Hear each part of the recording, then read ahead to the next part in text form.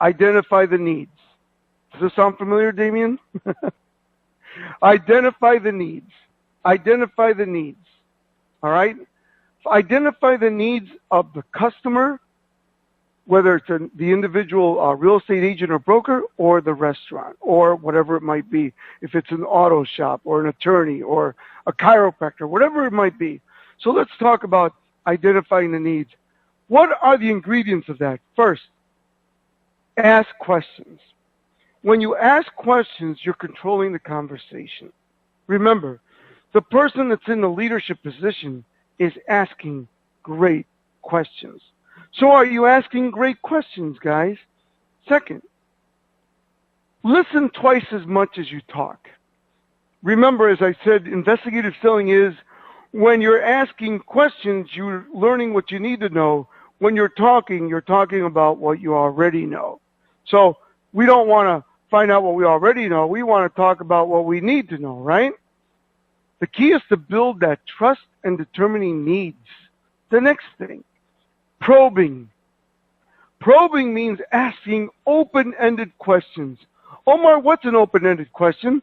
An open-ended question begins with who, what, when, where, why, how.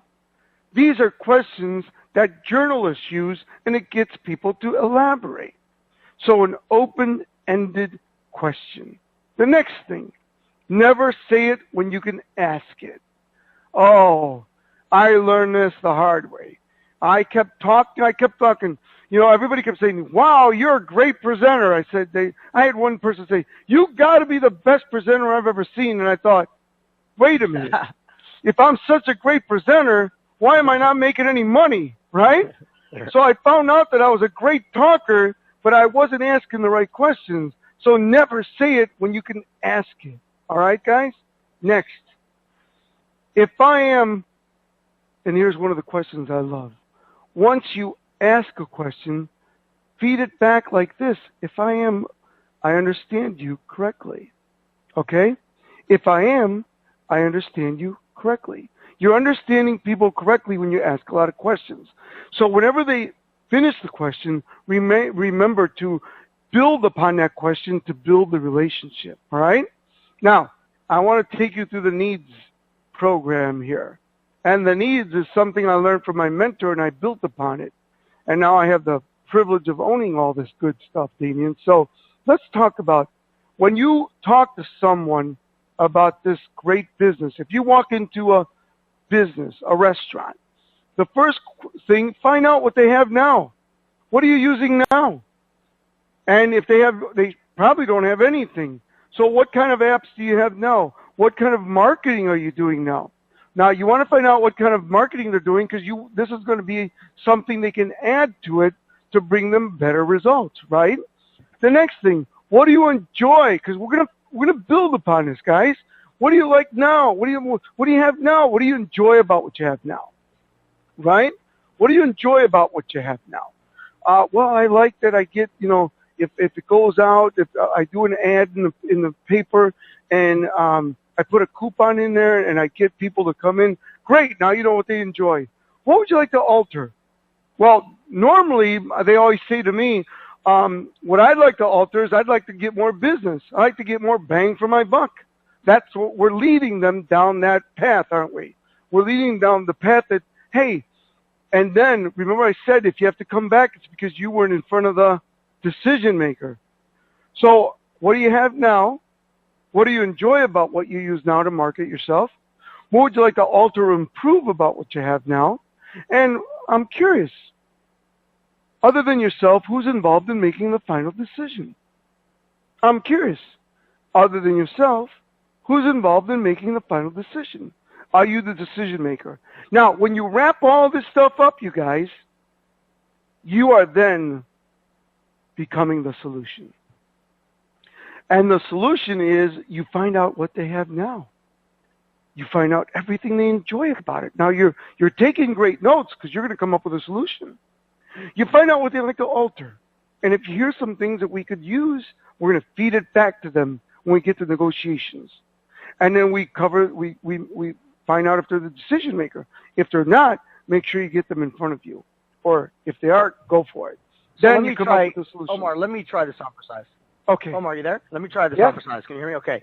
So let's apply this really quickly. So what are you doing now?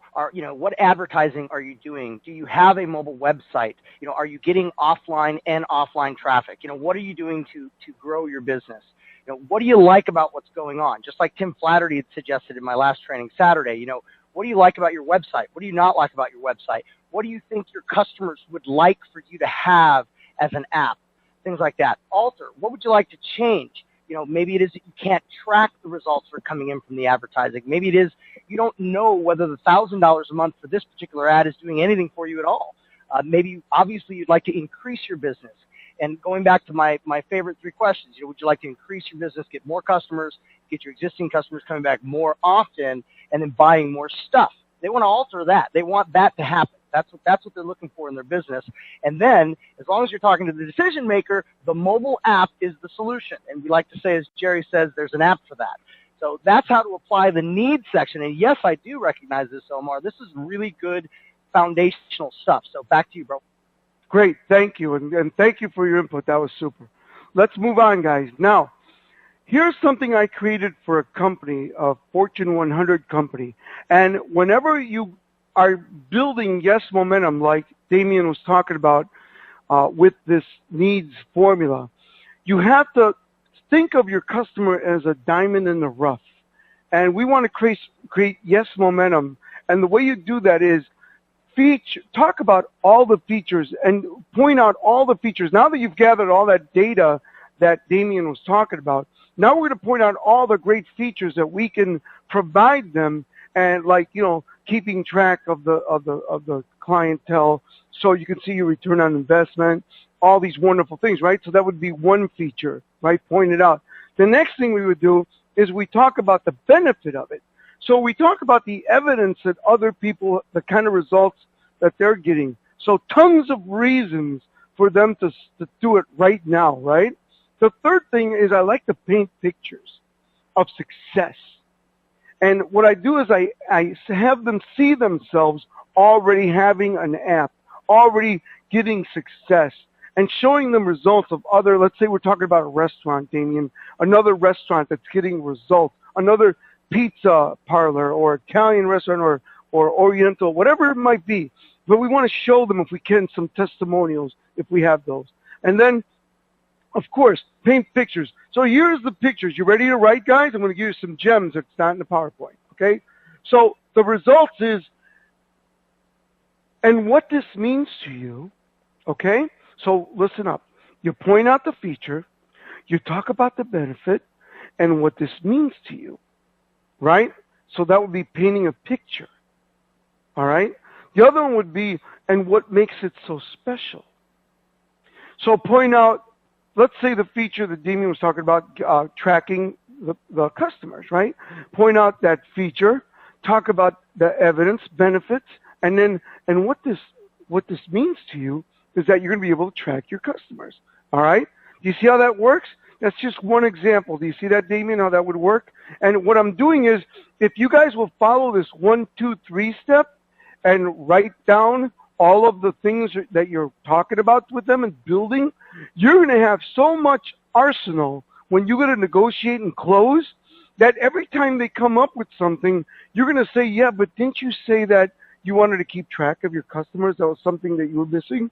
And didn't you say that you wanted to get more return on investment? And didn't you say, you see where I'm going? And you're going to build yes momentum. It's evil. Yeah. I mean, think about it. Have you ever been out? What I was just saying, it's evil. It works. Yeah, it really works. And have you ever been out late at night and you get one green light and you get another one, you get another one, you get another one? What happens when it goes yellow? What do? Speed up, right? Because you know the next one's going to be red if you don't. So the hardest thing to do when you're building yes momentum is to say no. So my goal is to get all of you to get people to say more yeses in your presentation. And when you do that, you're going to build yes momentum and close the sale. Isn't that beautiful? Now, let's get into it. Handling objections and negotiations. This is one of the favorite parts that I have, and I know that Damien really wanted me to work on this. So I brought you the 6 steps of handling negotiations. And I'm going to go through it with you step by step by step by step. Investigative principle, handling areas of concern. Objections are the customer's last line of defense. Now realize, guys, I want you to look at objections differently. Most people go, why don't they just take it? And that's not selling. That's a lay down. And that does happen once in a while. But normally you're going to get objections. When I got objections, you guys, I looked at it as, and I want you to look at it the same way. Wow, they're really interested. They want more information. They want to ask more questions. So remember, objections are the customer's last line of defense. Let's get into it. What are objections? Well, objections are statements from customers who want or need to know more information about you, your company, your product or services. There are only 2 types of objections. Number 1, those that will slow down or stop the sale. That means something you forgot. Now listen, guys, if you don't master the steps before this, or 6 steps that you have to master before this, you might have something pop up that's going to stop the sale. All right? The next one is those that have taken advantage of because you did what I teach and you took great notes. It will move the sale forward. Write this down. A no is a maybe, and a maybe is a yes. A no is a maybe, and a maybe is a yes. You want a no. If you don't get a yes right away, it's okay. A no is a maybe is a yes. It's called the law of 6. In selling, you're supposed to get 5 no's to get the final yes. That's the average, guys. So from now on, when somebody says to you, I want to think it over, you say, hot dog, Omar told me I got 4 more to go. All right? Now you know you're that much closer. But I'm going to teach you a technique today that I created that's going to blow your mind and eliminate it from 6 to 1. Let's get into it first. 6 steps to finding the real objection. I'm going to give you the steps first, and then I'm going to give you the gems from where the rubber meets the road that I learned. First, step number 1, your customer is telling you their concerns, so we listen to them. Now, if it's in your presentation, you might, just to keep the momentum going, say, you might want to postpone it and say something like, I'll get to that in one moment. Or, that's a great concern. I'll cover that in my presentation. That way you don't mess up your presentation, okay? That creates that momentum. Now, if it's something that they're like, hey, I want to talk about this right now. I need to think about it. I want to decide what it costs too much, and then you got to handle it, right? So if that happens, let's say it costs too much. You're going to say, it costs too much.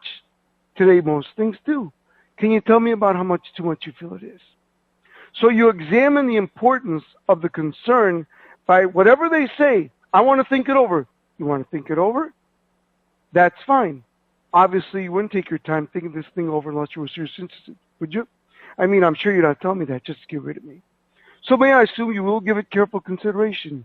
Just to clarify my thinking, what is this opportunity you want to think over? Is it the app?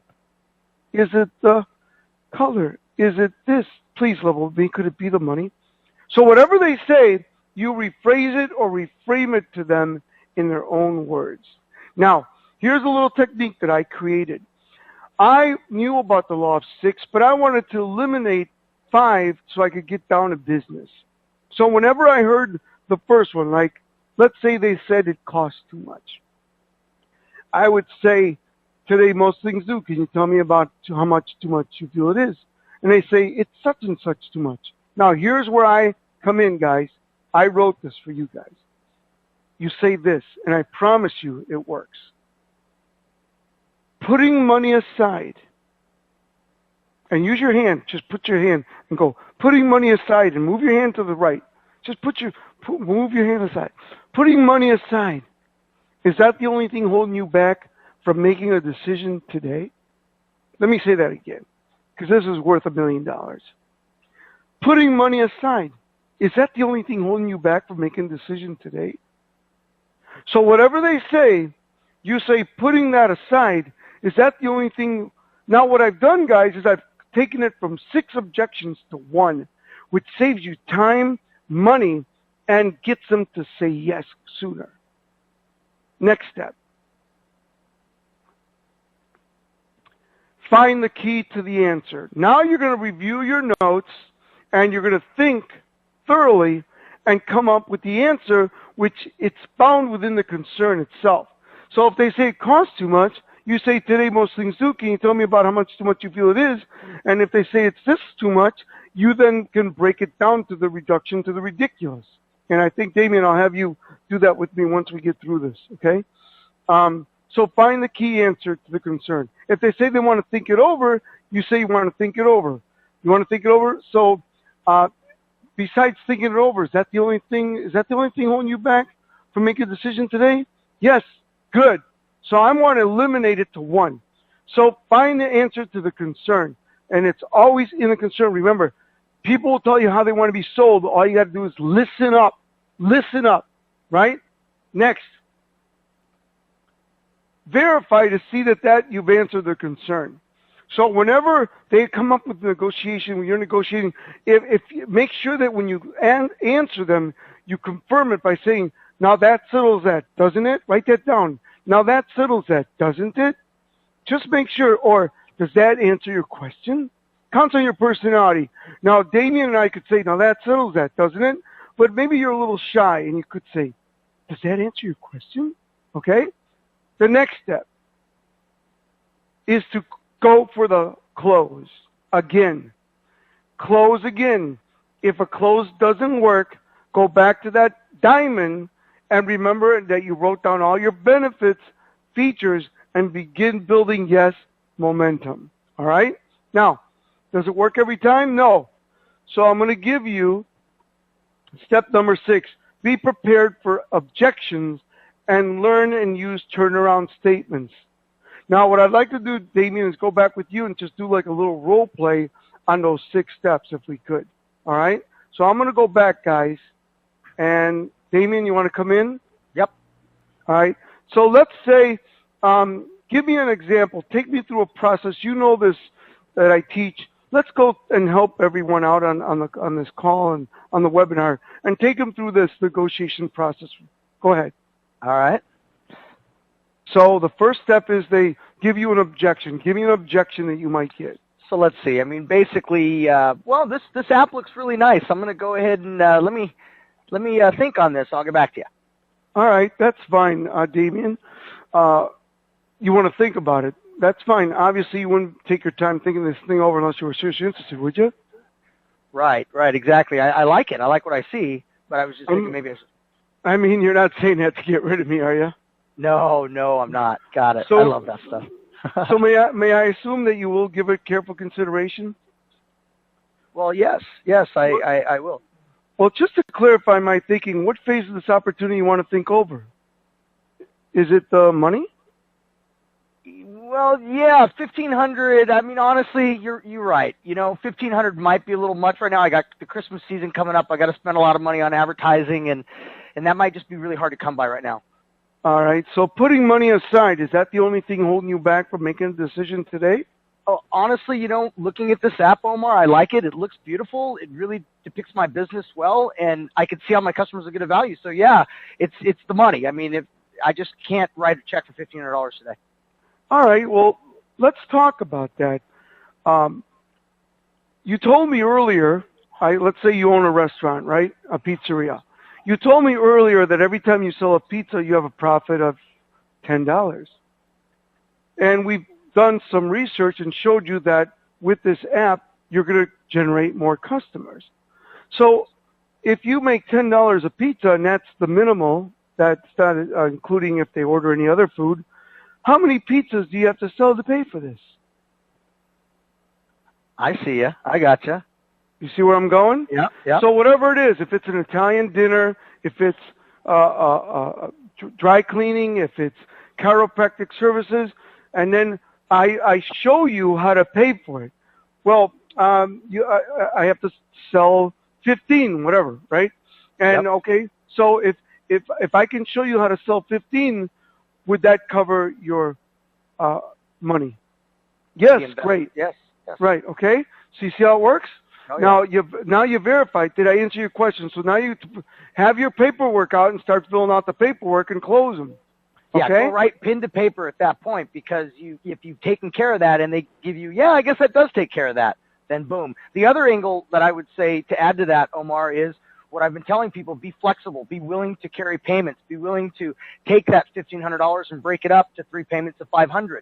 You know, your costs are covered in your first payment of $500. You've made $400. Now you've got cash flow for a couple months, and you've made it easier for that business. So there's another way you could handle that. And after you do that, so $500 would be much easier for you to get involved. So does that take care of that? Exactly. And then they can see right away that by taking the payments that it's going to pay for itself. Exactly. All Good right. Stuff. Love this All stuff. Right. Good. Now, let's go into some turnaround statements. A turnaround statement is a statement that gets you back into your presentation. Let's say you went through these 6 steps and you didn't close them. Well, whenever they say, here's my favorite turnaround statements, now I teach a whole bunch of these, but I brought you my favorites. I sense you're a little hesitant. Would you mind telling me what you're thinking? You want them to elaborate and talk about what's holding them from making a decision. Here's another one. That certainly makes sense.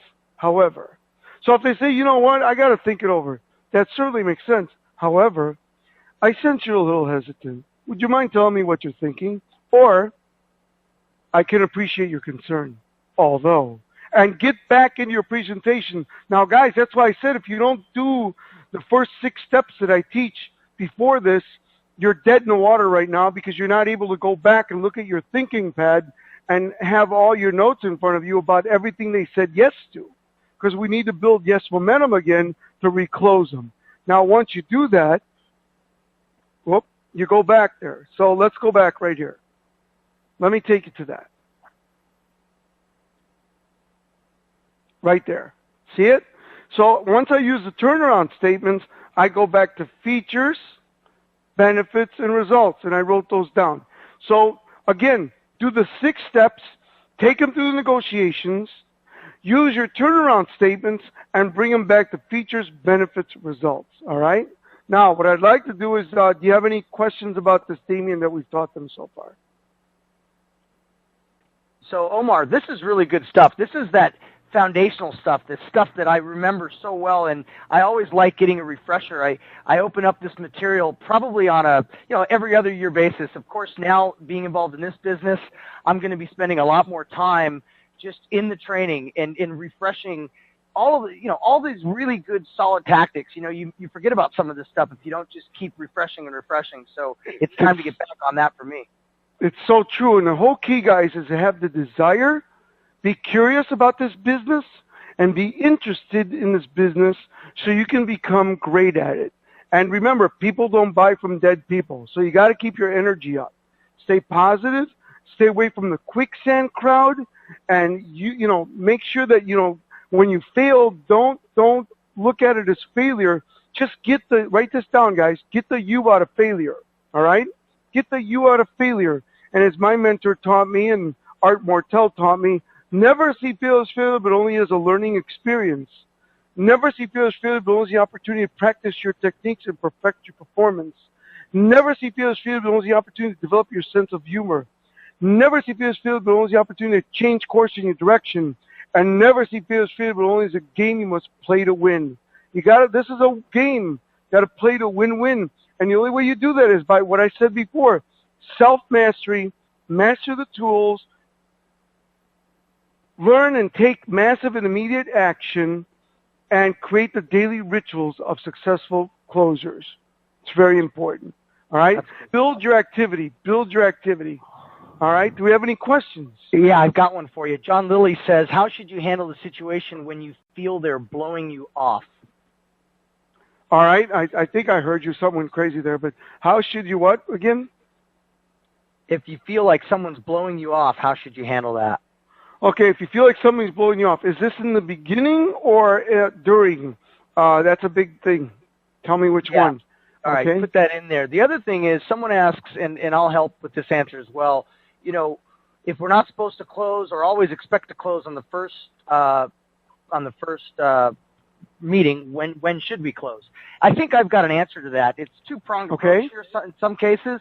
You know, if you go in there and you have an app already built in advance, then you know what? Go in there ready to close. If you got the decision maker, if you're there casually eating as their customer and suddenly the decision maker sits down next to you and you start showing them what you've built, have your paperwork ready and close. It's okay that it looks like a setup. You're there to do business. Now, yeah, you're giving him business first, but I love that idea, Omar. And then the other thing... Yeah, let me build upon it, because I train, you know, all these Fortune 100 companies and 2/3 of the Fortune 500 companies.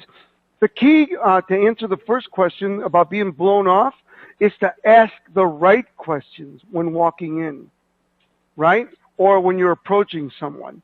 So how do you do that, Omar? Ask better qualifying questions, right? Most people walk in and they have, like I call it, diarrhea of the mouth. They just start talking and they don't focus on the right questions to ask. Now, the other thing that I said to you all, buy something. They have to talk to you if you buy something, right? And then, you know, here's one of the questions I love. You ready? Have you ever thought of, and then build upon it. Just write that down. Have you ever thought of, and expand on that? All right? Just basically get out there and if somebody tries to blow you off, and it will happen, guys, but the key is to be very prepared, ask great qualifying questions, and have that 1 minute or 2 minute commercial that I told you about. And make sure that you focus on them, because until you create interest, you're nothing but an interruption. Remember, everybody's tuned into one station, WIIFM. What's in it for me? That's good stuff. Priscilla says, what do I need to do to get a meeting with the person in charge? What are some strategies there so I don't just get their personal assistant or a store manager? Okay. Well, there's two ways to do it. The best way, of course, is to walk in and ask who is the manager, who is the owner. And do that first before you tell them anything about what you're doing, right? The first thing is say, could I speak to the manager? Could I speak to the owner? Or who is the manager? Who is the owner? And if you're doing it by phone, go on their website. Websites, I mean, they've done research now. Some companies are deleting information out of their websites because they said some websites have more information that they want people to know. You can learn so much about a company from their website. Go on their website, find out the owners' names. Are they married? Are they in the community? Do they get involved in the community? You can find out what they're involved in. You can find out everything on their website. Go on their website. And if you want, call them up and set up an appointment. I always prefer, though, to walk in if you can. And then here's another question. What are some great opening questions so we don't get blown off out the gate? Well, great opening questions are I like saying things like, I'm curious, are you making all the money you can possibly spend? Yeah, there you go. That's good. All right. I also like to ask them, how is business? And when they say, well, it's kind of so-and-so, say, I have something I'd like to show you that will give you great results. Is that something that interests you? See, the key is to make your opening count, you guys, okay? And to be convincing, you got to be convinced. So go in there with that power, right? I love that. I love that. I love this. Getting a lot of really good comments here, Omar. Thank you. This is powerful information. All the areas of your life, not just sales. This is great. Thank you. Everybody's saying thank you, Omar. You've knocked it out today, man. It's good stuff. Here's another one. Opening question to use on the phone when contacting a business by a phone to try to get an appointment. I like that. Good question, Jim. All right. Let's talk about the phone, okay? The first thing I need you to do is to get the right mindset for calling people before you even call them. And here, let me give you some mindset things I want you to work on, okay? First of all, write this down. Get the you out of failure when you're calling people. Get the you out of failure when you're calling people, all right? Don't take it personal. They're not saying no to you. They're saying no to your offer, all right? So get the you out of failure. The next thing, Act like you're calling your best friend. Act like you're calling your best friend. When you act like you're calling your best friend, it reduces that fear, so you will make more calls. The third one, hey guys, you're professionals, so make sure that you go in with the energy, right, when you're calling people. So you warm up, get in front of a mirror and ask questions. So remember, I said until you create interest, you're nothing but an interruption. So when you call someone, in their mind you're getting these questions. You ready? They're saying to themselves, is it worth it? Is it worth the money? Is it worth the time? Is it worth the inconvenience of meeting with you? So they must say to themselves, it's worth it. So again, get the you out of failure. Act like you're calling your best friend. Go out and make it happen by, telling people that you're gonna do the right thing. And write this down. That means you're warming up, right? You're warming up and getting warmed up. And then make sure that you set amounts of calls you're going to make when you're using the phone. When I owned health clubs, Damien, I made everybody make 100 phone calls a day. Why? Well, my research showed that if I had a new person and they made 100 calls, they were going to get 10 appointments, and that 7 people would show up, and we would give 7 tours and close 3 people. So Damien, you probably know your numbers better than that. So remember, how long does it take to get somebody, to be influenced? A moment. It takes a moment. So a question that you would do before you get to that, you got to believe, and a question that you would say is, what kind of return on investment are you getting for marketing? So, here's something that you can write down. You ready? When they say, what is this all about? You say, Mr. Jackson, what I have to share with you is very important. And there's a reason why your top 3 competitors allow me and my company to serve their marketing needs. It's because our systems have been proven to increase their overall traffic in their business. Let me say that again for you guys. It's coming off the top of my head, so. Oh, good stuff. Mr. Jackson, there's a reason why your top 3 competitors allow me and my company to serve their marketing needs. It's because our systems have been proven to increase their overall traffic in areas of, and you could say walk-in traffic, phone traffic, whatever you want to do, okay? So there's that question you were looking for, all right? Now, the other thing that I want you to do is ask them questions like, hey, are you looking for ways to increase walk-in traffic? Or you can use the tie-down, which I now own. We're all looking for ways to increase walk-in traffic, aren't we? Remember that, Damien? Wasn't it? Couldn't you? Wouldn't you? Shouldn't you? Don't you agree? Can't you? Don't you? Haven't you? Good stuff right there. I've used a couple today. This is really good. This is good stuff, guys. So, I want you guys to just become my students, just really learn that Damien, I'm doing this because of Damien and because I believe in what he's doing and I believe in his company and what he's offering to you guys. My goal is to have all of you guys make the kind of lifestyle you want for yourself and your families and your communities. So, another one, how about this one, guys? How will you keep track of all the new activity you'll be receiving from this system? Right? Oh, yeah. All this good stuff. So, anyway, I hope that helps, guys. I know this is my first time with you. Yeah. Omar, can I get you on board to start selling apps for us? Because I really feel that that's the best way to increase my business, and don't you? Absolutely. Absolutely. We'll talk about that. I got 57,000 students. This is awesome. This is awesome.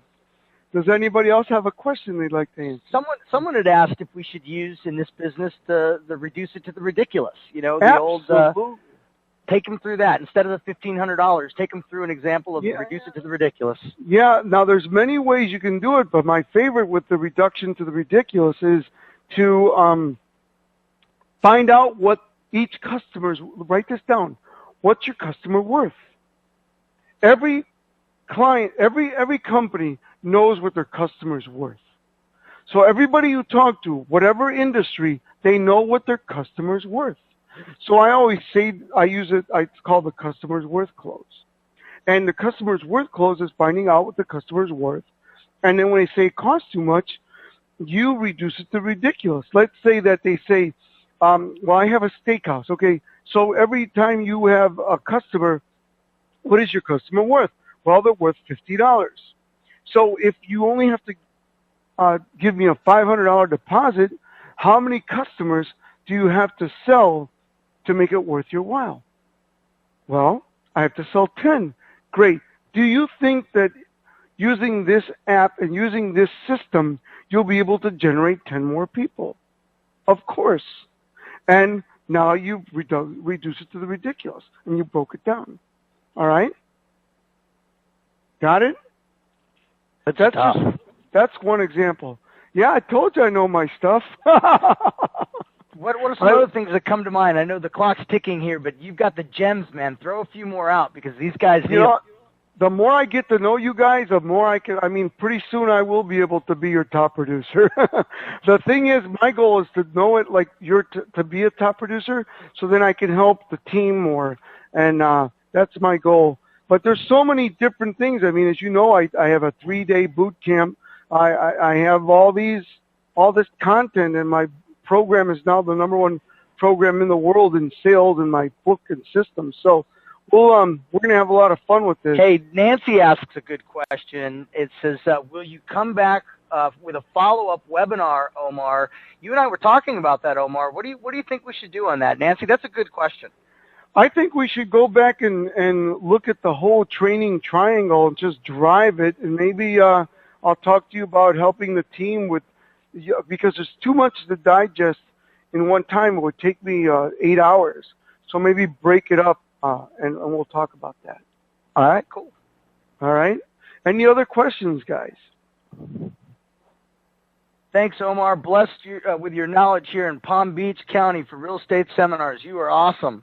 Thank you. And my goal, remember, guys, success is in the moment. Make every moment count. Get out there. I've been friends with Damien for, probably almost 20 years, since he was a young man, and I've seen him grow, and he's a top producer, a champion. You're in good hands. God bless you guys. I'm looking forward to building my relationship with you, and I hope this is the first of many times that we build our relationship, and I get you guys to understand that this stuff that I teach really works. And remember, all you got to do is justify or rationalize the decision, right? And you'll be able to outthink, outperform, and outproduce the competition.